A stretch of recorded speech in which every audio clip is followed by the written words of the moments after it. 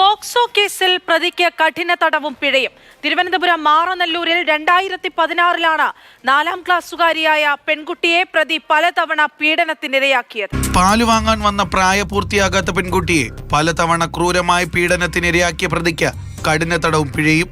കാട്ടാക്കട താലൂക്കിൽ മാറനല്ലൂർ പള്ളിത്തറ പുത്തൻ വീട്ടിൽ 68 വയസ്സുള്ള ബാലകൃഷ്ണൻ എന്ന് വിളിക്കുന്ന ജോയിയെയാണ് കാട്ടാക്കട അതിവേഗ പോക്സോ കോടതി ജഡ്ജി എസ് രമേഷ് കുമാർ ശിക്ഷിച്ചത്. പോക്സോ നിയമപ്രകാരം വിവിധ വകുപ്പുകളിലായി 32 വർഷം കഠിന തടവും 1,10,000 രൂപ പിഴയുമാണ് ശിക്ഷയായി വിധിച്ചത്. പിഴത്തുക അതിജീവിതയ്ക്ക് നൽകണം. പിഴ ഒടുക്കിയില്ലെങ്കിൽ 15 മാസം അധിക തടവ് കൂടി അനുഭവിക്കണമെന്നും ശിക്ഷാവിധിയിൽ വ്യക്തമാക്കുന്നു. 2016 മറ്റൊരു കേസിൽ CWC മുൻപാകെ മൊഴി നൽകുന്ന സമയത്താണ് അതിജീവിത ഈ കേസിന്റെ വിവരം പുറത്തു പറയുന്നത്. തുടർന്ന് മാറനല്ലൂർ പോലീസ് കേസ് രജിസ്റ്റർ ചെയ്യുകയും പ്രതിയുടെ അറസ്റ്റ് രേഖപ്പെടുത്തുകയും ചെയ്യുകയായിരുന്നു. Jibin JB, Mathrubhumi news, Thiruvananthapuram.